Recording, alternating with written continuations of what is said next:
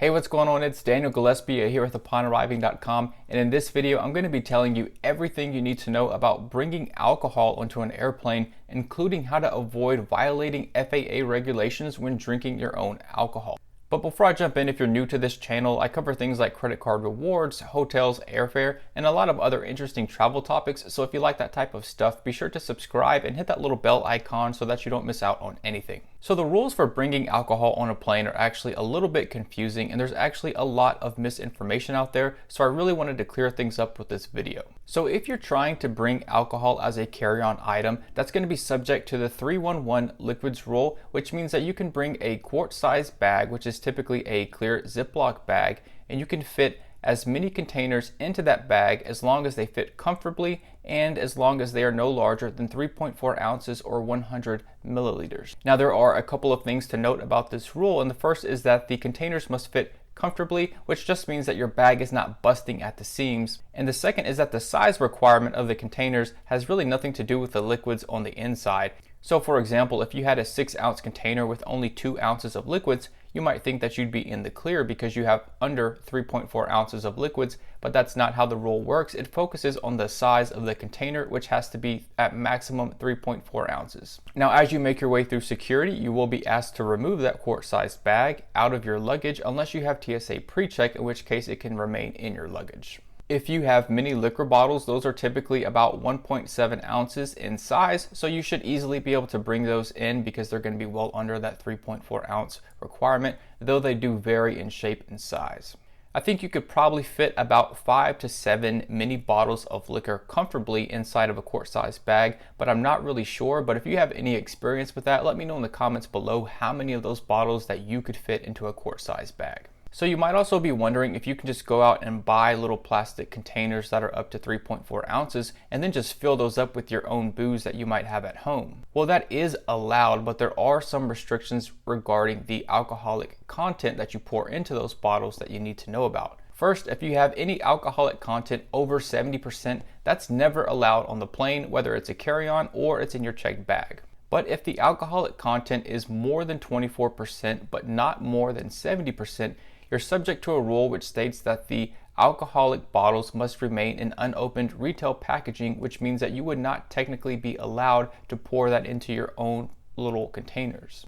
And finally, if the alcoholic content was 24% or lower, you'd be in the clear and you could go ahead and pour that into your own little bottles. And if you're wondering what the alcoholic content is on average for a lot of these drinks like gin, whiskey, and rum, you can actually check out a list I have in the article below, which breaks down the different alcoholic content averages for those different drinks. So you might also be interested in making your own cocktails on the plane. And the good news is that you can bring a lot of items that are good for cocktails right through security. So things like limes and lemons and salt and sugar should all be fine to pass through security. Also, a lot of airlines serve a lot of beverages that are great for mixing up cocktails. So you have all the different sodas. You have things like club soda, ginger ale, tomato juice, orange juice, and some other juices, and sometimes those are offered on a complimentary basis, or you may have to just pay out a little bit for those. If you want to check out some different recipes and ideas for cocktails that work well on planes, I have a link to an article that breaks down several of those.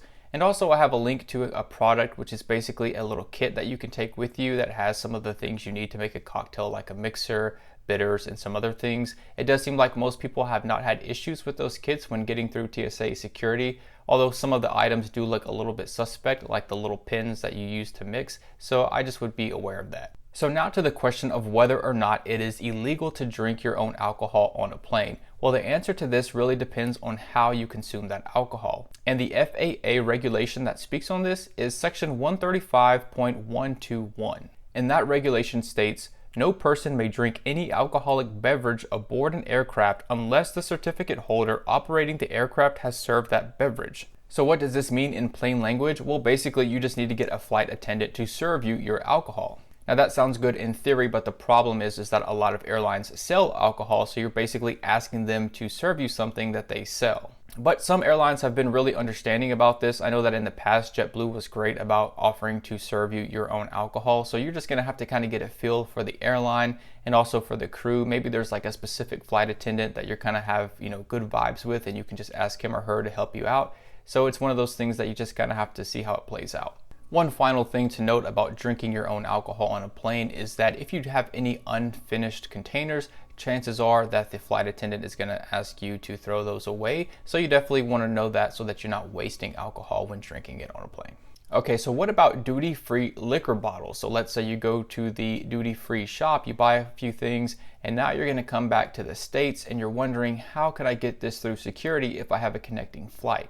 Well, to illustrate how this works, I'm just going to walk you through an example. So let's say that you're flying from London to Atlanta, but you have a connection in New York. And now let's say that you stop at the duty-free shop in Heathrow, London, and now you're going to fly back to New York and you're there for a connection. You go through customs and now you're getting ready to go back through security and you have your duty-free items. Well, can you actually take that through security and take it as a carry-on on your flight back to Atlanta?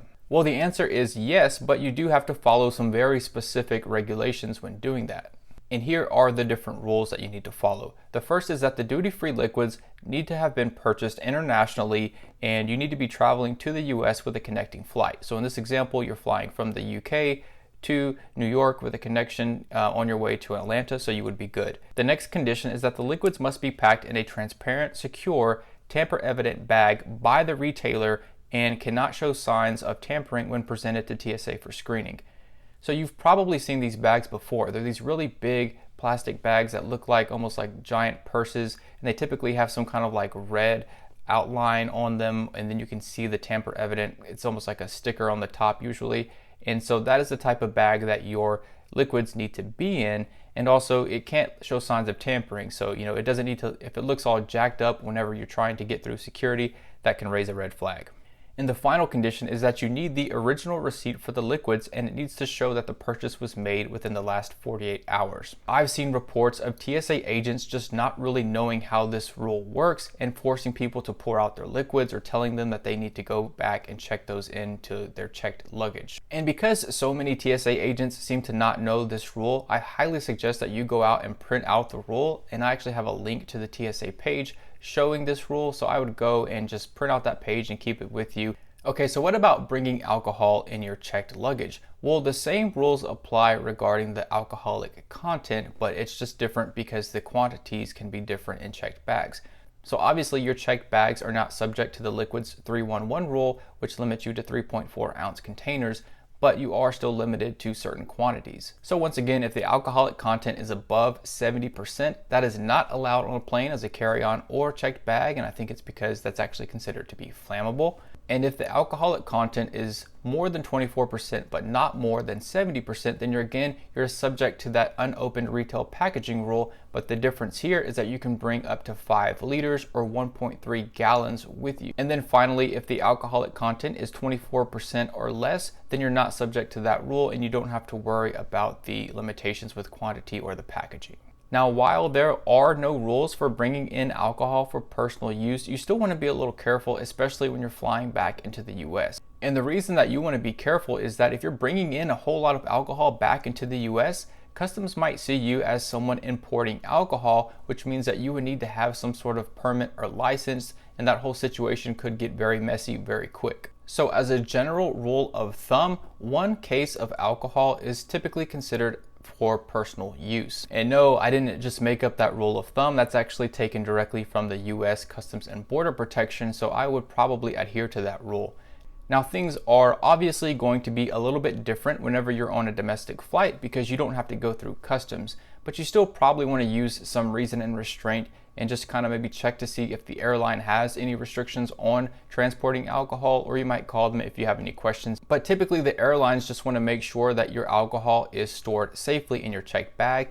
And there are several ways that you can do this. Some people use bubble wrap, others just kind of wrap up their bottles in things like jeans or sweatshirts. And me being from Texas, I actually know people who have just stuffed like a big bottle of liquor into a cowboy boot. So if you have cowboy boots or just maybe any boot in general, you can stuff those into there. So there are a lot of different ways to do it. Some people also double bag the alcohol just in case there is a break or a leak. Their belongings won't get ruined in their luggage. But again, if you have any questions, you should definitely look into that. And if you're trying to move large quantities of alcohol, you also may want to check the regulations for each state because those could be different. So that's all for bringing alcohol on a plane. I hope that this video helped to clear up any confusion you may have had. And if you found this video helpful or informative, be sure to like and subscribe.